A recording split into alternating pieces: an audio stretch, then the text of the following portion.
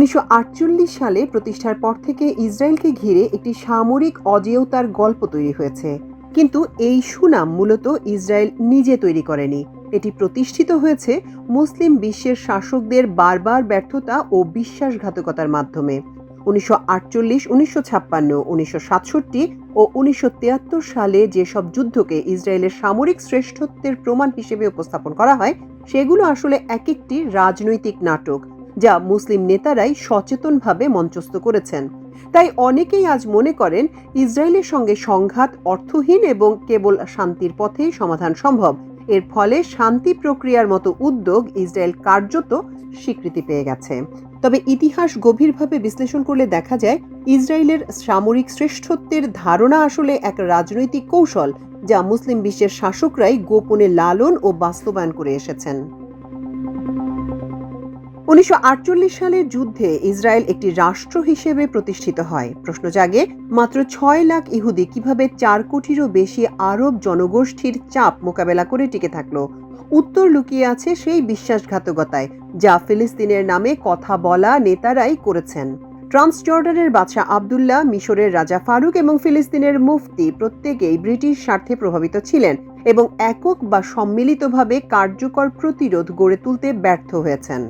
বাদশাহ আবদুল্লাহ ইসরায়েলি নেতা বেন গুরিয়নের সঙ্গে গোপন যোগাযোগ রেখেছিলেন এবং বিনিময়ে জর্ডান যেন ফিলিস্তিনের আরব অঞ্চলগুলো পায় সে লক্ষ্যে একটি ইহুদি রাষ্ট্র মেনে নিতে রাজি হন।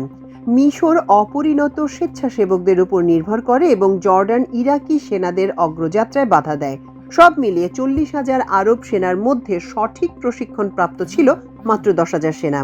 বিপরীতে ইসরায়েলি বাহিনী ছিল সুসজ্জিত, সংগঠিত ও পশ্চিমা সমর্থনে শক্তিশালী। মুসলিম শাসকদের কৌশলগত বিশ্বাসঘাতকতা ছিল ইসরায়েলের জন্মভূমি তৈরির মূল চালিকা শক্তি। এই যুদ্ধের পেছনে ফিলিস্তিন মুক্তির উদ্দেশ্য ছিল না, বরং এটি ছিল আমেরিকা ও ব্রিটেনের মধ্যে সুয়েজ খাল নিয়ন্ত্রণের লড়াই। সিআইএ সমর্থিত এক অভ্যুত্থানে ব্রিটিশপন্থী রাজতন্ত্রকে উৎখাত করে আমেরিকান সমর্থনে ক্ষমতায় আসেন গামাল আবদেল নাসের। তার প্যান আরব বক্তৃতার আড়ালে লুকিয়ে ছিল আসলে ব্রিটিশ আধিপত্য শেষ করার পরিকল্পনা, ইসরায়েলের বিরুদ্ধে যুদ্ধ নয়। এই যুদ্ধ ছিল আমেরিকা ও ইসরায়েলের কৌশলগত অংশীদারত্বের ফসল। যদিও ব্রিটেন প্রভাব হারিয়েছিল, তবু জর্ডান, সিরিয়া ও ইসরায়েলের মধ্যে কিছু নিয়ন্ত্রণ বজায় রেখেছিল। যুদ্ধ শুরু হয় ইসরায়েলের একক ও চমকপ্রদ বিমান হামলায়, যাতে মিশর, সিরিয়া ও জর্ডানের বিমান বাহিনী ধ্বংস হয়। জর্ডানের বাদশাহ হুসেইন তার সেনাবাহিনীকে সংঘর্ষমূলক এলাকায় না পাঠিয়ে নিরাপদ দূরত্বে রাখেন। সিরিয়ার সেনারা এতটাই অন্ধকারে ছিলেন যে গোলান হাইটস পতনের খবর তারা প্রথমে পান রেডিওতে। এই যুদ্ধের ফলে ইসরায়েল অধিকৃত অঞ্চলের পরিমাণ 57% থেকে বেড়ে প্রায় 78% হয়। মিশর ও সিরিয়া 1973 সালে যে যুদ্ধ শুরু করেছিল তা কখনোই ইসরায়েলকে পরাজিত বা পুরো ফিলিস্তিন মুক্ত করার জন্য ছিল না, বরং এটি ছিল অভ্যন্তরীণ রাজনীতির একটি কৌশল। আনোয়ার সাদাত চাচ্ছিলেন নাসের পরবর্তী অবস্থানকে শক্তিশালী করতে এবং যুদ্ধকে ব্যবহার করেন জনপ্রিয়তা অর্জনের হাতিয়ার হিসেবে। প্রথম দিকে মিশরীয় সেনারা বার লেভ লাইন ভেঙে সফলভাবে অগ্রসর হয় এবং সিরিয়াও গোলান হাইটসে উল্লেখযোগ্য অগ্রগতি অর্জন করে।